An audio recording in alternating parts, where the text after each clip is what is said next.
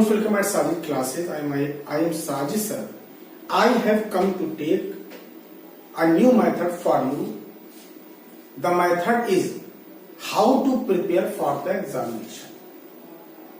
Guys, जैसे कि आप जानते हैं कि अब एग्जाम का माहौल होने वाला है।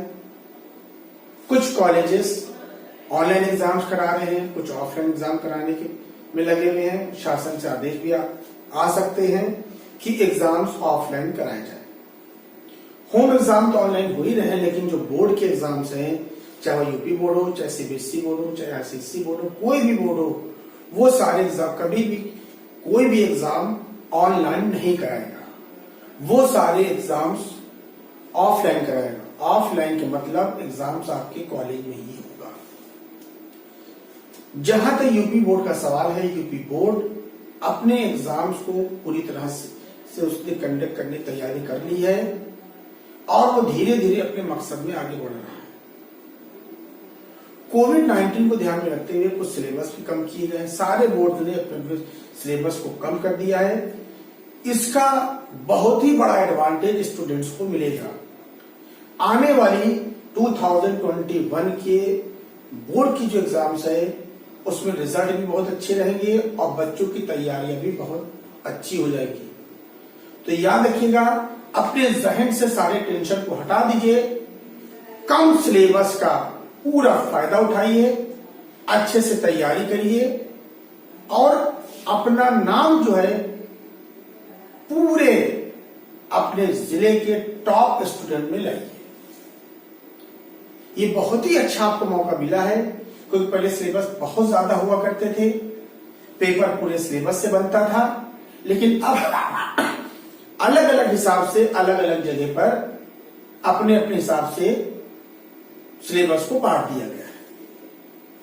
सबसे पहले हम बात करने जा रहे हैं यूपी बोर्ड की। उसी के साथ साथ उसमें सारे बोर्ड शामिल हैं कि किस तरह से तैयारी करनी है। स्टूडेंट्स को सबसे पहले ध्यान ये रखना है कि उसको अपनी तैयारी कैसे करनी है। तैयारी को करने से पहले सबसे पहले पूरे सिलेबस को ध्यान में रखना है कि कौन सा सिलेबस हमारे कोर्स में है, कौन सा लेसन और कौन सा लेसन नहीं है, किसको हटा दिया गया है, किसको रखा गया। सबसे पहले वो जानकारी आपको होनी चाहिए। उन चीजों की एक लिस्ट बना लीजिए कि ये सिलेबस हमारे में है, ये सिलेबस हमारे नहीं है।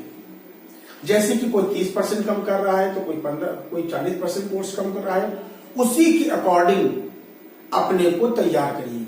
उसकी एक लिस्ट बना लीजिए। लिस्ट बनाने के बाद उसको टाइम टेबल के हिसाब से सेट कर लीजिए कि कितने दिनों में हमको कितने चैप्टर्स तैयार करने हैं।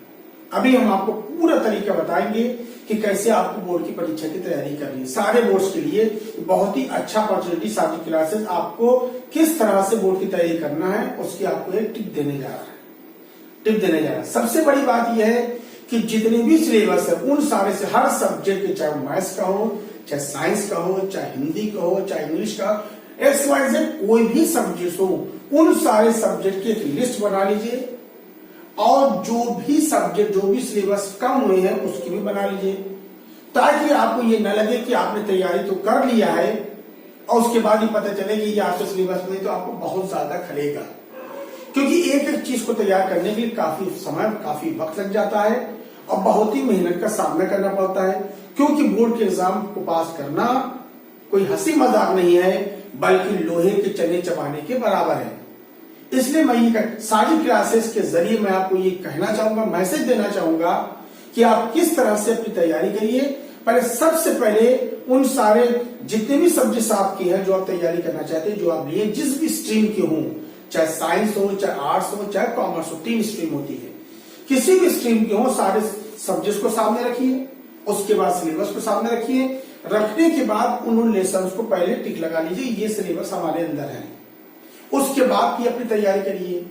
बिना सिलेबस की जानकारी की तैयारी बिल्कुल भी नहीं करिएगा, क्योंकि हो सकता हो अगर आप सिलेबस की जानकारी को नहीं रखेंगे और तैयारी करना शुरू कर देंगे तो आपकी मेहनत बेकार चली जाएगी। इसलिए चली जाएगी क्योंकि पता नहीं ये चैप्टर हमारे कोर्स में है या नहीं है। हम दिन रात मेहनत तो कर रहे हैं, लेकिन वो सिलेबस हमारे कोर्स में नहीं है, तो आपको बहुत ज्यादा इसका क्या होगा, शॉक लग जाएगा। आप हो सकता है डिप्रेशन में भी चले जाइए, आपका वक्त भी खराब हो, मेहनत भी करिए और इसी टेंशन में आप बीमार भी पड़ सकते हैं। सबसे पहला काम क्या करना है, हमको क्या करना है कि जो भी सिलेबस, जो भी कोर्स है उसकी एक लिस्ट बना लीजिए। कोर्स की लिस्ट बना लीजिए, कौन कौन से सिलेबस है। जब कोर्स की आप लिस्ट बना लेंगे तो लिस्ट बनाने के बाद हर चीज को बांट लीजिए कि कितने कितने दिन में हमको कितने कितने चैप्टर्स तैयार करने हैं। जहां तक जो याद करने वाली बात है, जो याद करने वाले चैप्टर्स हैं, जैसे कि कहा जाए इंग्लिश है, हिंदी है, हिस्ट्री है, और भी अगर सब्जेक्ट है, उन सब की बता दें। याद करने के लिए 2 वक्त सबसे ज्यादा होता है, एक अर्ली मॉर्निंग होता है, दूसरा रात का समय होता है। जैसे कि हम बताएं, जो पढ़ने वाले होते हैं बच्चों की सबसे बड़ी पहचान क्या होती है, पढ़ने वाला बच्चा क्या होता है, तब जब दुनिया सोती हो तो वो जागता हो, जब वो सोता हो तब दुनिया जागती हो। ये होती प्रिपरेशन की का तरीका।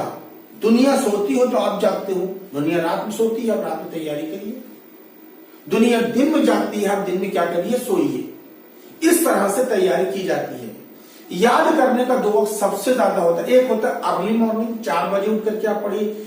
4 से 9 बजे दिन तक का, सुबह तक का जो वक्त होता है, ये याद करने लिए सबसे बेहतरीन वक्त होता है। और मेरा ये मानना है कि अगर आप भी कहा जाए अर्ली मॉर्निंग से लेकर 8-9 बजे तक जो भी चीज आप याद करिएगा उसको कभी भी आप भूल नहीं पाइएगा। टाइम टेबल के हिसाब से सेट कर लीजिए कि 2-2 घंटे या 3-3 घंटे हमको सब्जेक्ट पढ़ना है, इतनी देर में हमको ये तैयार कर लेना है। अब तैयार करने का ये मतलब नहीं है खाली आप किताब लेकर के बैठे हुए हैं और आपको ये लगा तैयारी कर रहे हैं और आपको कुछ भी याद नहीं हो रहा है। आपको डिटरमाइन करना है कि आपको 4-5 क्वेश्चन लेकर के बैठ जाना है, आपको इतनी देर में ये क्वेश्चन को तैयार करना है, चाहे कुछ भी हो जाए। हमको बिल्कुल भी उठना नहीं है अपनी जगह से, चाहे जितना जरूरी काम हो जाए। अगर आप इस चीज को ध्यान में रख करके अपनी प्रिपरेशन करेंगे तो अगर आपने 4 या 5 क्वेश्चन का आपने टारगेट बनाया है तो यकीनन वो क्वेश्चन आपकी तैयारी जरूर हो जाएगी। नंबर 1। नंबर 2 ये, कुछ स्टूडेंट्स ये कहते हैं सर हम क्वेश्चन को तैयार तो कर लेते हैं लेकिन हम भूल जाते हैं, याद करने के दौरान भूल जाते हैं। तो उसका सबसे बड़ा तरीका ये कि सबसे पहले आप क्वेश्चन को तैयार करिए। तैयार करने के बाद आप उसको कम से कम एक क्वेश्चन को 3-3, 4-4 बार लिखिए। जितनी बार आप लिखिएगा, एक तो आपकी काज प्रैक्टिस होगी, स्पीड आपकी बढ़ेगी और उसके साथ साथ आप हैबिचुअल हो जाइएगा कि किस क्वेश्चन को कितनी देर में किया जाए। जब क्वेश्चन का आंसर लिखने लगिए तो अपने घड़ी में टाइम ड्यूरेशन मान लीजिए कि इतनी देर में हमको क्वेश्चन को करना है, क्योंकि एग्जाम में जो भी क्वेश्चन दिए होते हैं उन सब की ड्यूरेशन होती है। तो ड्यूरेशन के हिसाब से क्वेश्चन को पहले क्वेश्चन तैयार करिए, उसके बाद उसको लिखिए। एक क्वेश्चन को 4-5 बार लिखिएगा।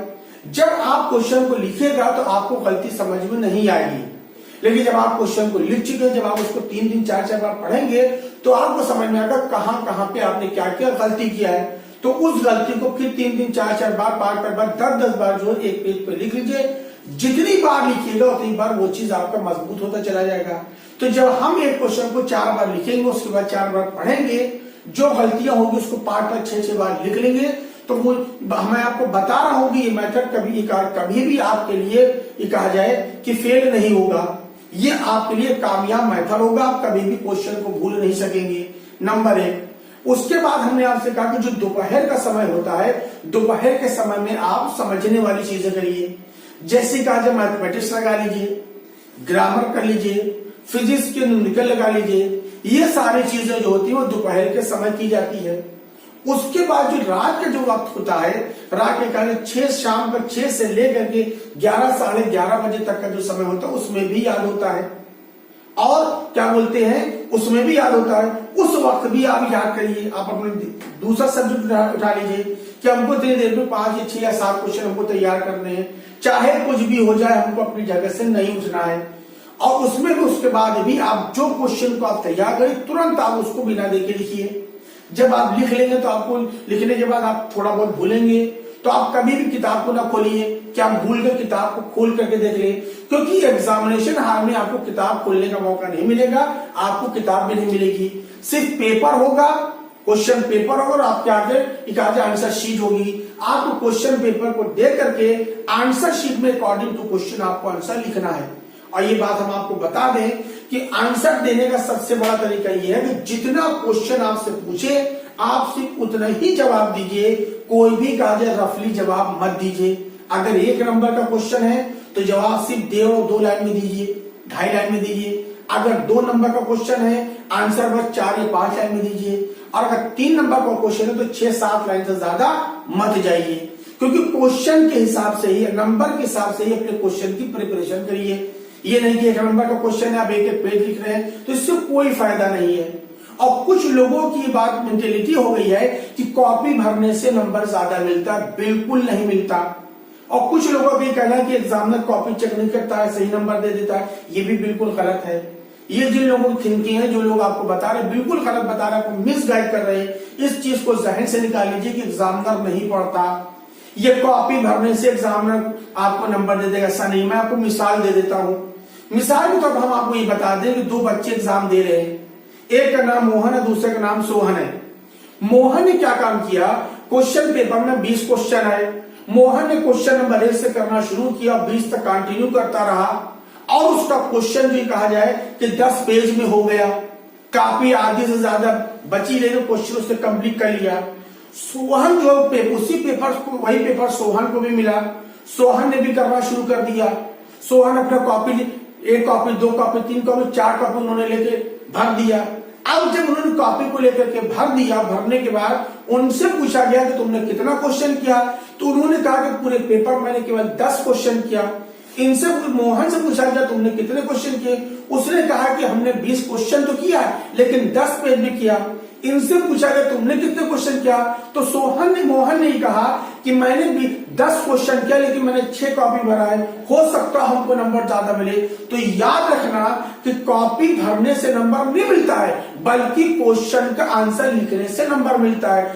अगर तुम क्वेश्चन 10 करोगे, 20 दिया है और चाहे 10 कॉपी तुम भर दो और कोई बच्चे कहा जाए 10 पेज में पूरे क्वेश्चन को कर लेगा, तो नंबर उसको ज्यादा मिलेगा, तुमको ज्यादा नहीं मिलेगा। इसलिए बच्चों याद रखना, ये बात दिमाग से निकाल दो कि कॉपी भरने से ही नंबर मिलता है, ऐसा कुछ भी नहीं है। क्वेश्चन के हिसाब से आंसर लिखो, शुरू से क्वेश्चन शुरू करो और लास्ट तक लिखते चले जाओ। एक बात। दूसरी बात यह है, कुछ बच्चे क्या करते हैं, क्वेश्चन पेपर मिलता है तो क्वेश्चन नंबर 10 करते हैं, फिर 8 करते हैं, फिर 12वां करते हैं, फिर 16वां करते हैं, इस तरह से क्वेश्चन करते हैं। ऐसे क्वेश्चन करने का तरीका बिल्कुल गलत होता है, क्योंकि एग्जामिनर जब कॉपी को चेक करता है तो खिसिया जाता है और वो नंबरिंग में भी कहा जाए ऊपर नीचे कर देता है, कभी कभी खिसिया के काट भी देता है। तो याद रखना, ज्यादा कॉपी भरने से भी इंसान एग्जामिनर खिसियाता है कि ज्यादा कॉपी आपने क्या लिख डाला ऐसा, तो एग्जामिनर पढ़ने से भी कतराता है। लेकिन अगर उसने पढ़े आपने बेकार की चीजें लिखा तो जो चीजें आपकी सही रहती है उस पर नंबर देगा, बाकी चीजों को क्या कर देगा, काट देगा।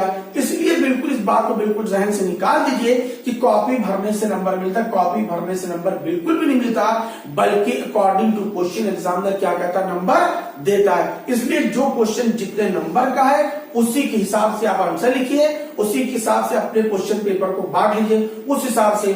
और दूसरी चीज ये है कि जैसे आपने क्वेश्चन नंबर 10 कर लिया, क्वेश्चन नंबर 8 पे आ गए, क्वेश्चन नंबर 16 कर लिया, क्वेश्चन नंबर 20 कर लिया, क्वेश्चन नंबर 1 पे आ गए, ऐसा बिल्कुल नहीं करना है। आप क्वेश्चन नंबर 1 से शुरू करिए और लास्ट तक क्वेश्चन नंबर 20 तक करते चले जाइए। हाँ, अगर बीच में आपको कोई क्वेश्चन नहीं आ रहा है, आपको दिक्कत आया, आप भूल गए, तो आप एक क्वेश्चन पे अपना समय जाया ना करिए, बल्कि उसको छोड़कर दूसरे क्वेश्चन पे आगे बढ़ जाइए। लेकिन हाँ, जहां पे 2 नंबर में जो क्वेश्चन है आंसर नंबर डाल करके उतनी जगह छोड़ करके आप अगला क्वेश्चन अटेम्प्ट कर लीजिए, ताकि जब बाद में याद आए तो उस क्वेश्चन को उसी जगह पे लिख दीजिए जहां पर उसकी जगह है। क्योंकि जब क्वेश्चन को सीरीज से किया जाता है, सीरियल वाइज किया जाता है, तो एग्जामिनर को पढ़ने में भी मजा आता है और नंबर देने में भी मजा आता है। एग्जामिनर खिसियाता नहीं है, एग्जामिनर खिसियाता तब है कि जब हम पहले पेज पर 10वां आंसर लिख रहे हैं और ये कहा जाए कि 10वें पेज पे पहला आंसर लिख रहे हैं, चौथे पेज पे 18वां आंसर लिख रहे हैं और 16 ये कहा जाए 5वें पेज पे 20 वाला, तो ऐसा आंसर बिल्कुल भी ना लिखेगा। ऐसे आंसर को लिखने से अपने को बचाने की कोशिश करेगा और ये मेंटेलिटी बिल्कुल ना रखेगा कि हम पेपर तो कर रहे हैं, चाहे ऊपर नीचे करें, चाहे जैसे करें हमको मार्क्स मिलेंगे। बिल्कुल नहीं। इस टाइप की कॉपी, इस टाइप की जो कॉपी एग्जामिनर के सामने आती है उस पर एग्जामिनर क्या कहते हैं, खिसिया जाता है और काटना शुरू कर देता है, पूरा पढ़ता भी नहीं है। अगर मान लीजिए 5 नंबर का क्वेश्चन है तो आपको 2 नंबर या 1.5 नंबर देकर के आगे बढ़ जाएगा। लेकिन जब आप वही सीरीज से चलिएगा तो एग्जामिनर को आज क्वेश्चन को पढ़ता चला जाएगा और वही मेंटेलिटी बना लेगा, उसी हिसाब से आपको नंबर देता चला जाएगा। नंबर 2। नंबर 3 ये कि कैसे आंसर, किस तरह से कहा जाए नंबर को अच्छा पाया जाए। तो नंबर को अच्छा पाने के सबसे बड़ा तरीका यह है कि आपको जो सबसे पहला वाला क्वेश्चन जब आप करिए तो उसमें करिए खूब सफाई रखिए, खूब अच्छा लिखिए। कहा जाए ब्लैक पेन का ब्लू पेन का इस्तेमाल करिए, जहां पर हेडिंग हो वहां पे हेडिंग डालिए, खूब सफाई से लिखिए, इतना अच्छा लिखिए कि एक ही कहा है स्पेलिंग या मात्रा भी आपके गलत ना होने पावे।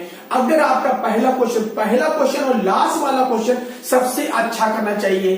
बीच के अगर क्वेश्चन 19-20 भी होते तो एग्जामिनर नंबर दे देता है। क्योंकि अगर मान ली पहला क्वेश्चन आपने थोड़ा सा गड़बड़ कर दिया है, बीच का क्वेश्चन बहुत अच्छा कर दिया है, लास्ट का क्वेश्चन आपने गड़बड़ कर दिया है, तो इससे आपका नुकसान हो जाएगा। क्योंकि एग्जामिनर जो मेंटेलिटी लेकर के चलता है वही लास्ट तक चलता रहता है। इसलिए कहा जाता है first impression is the last impression.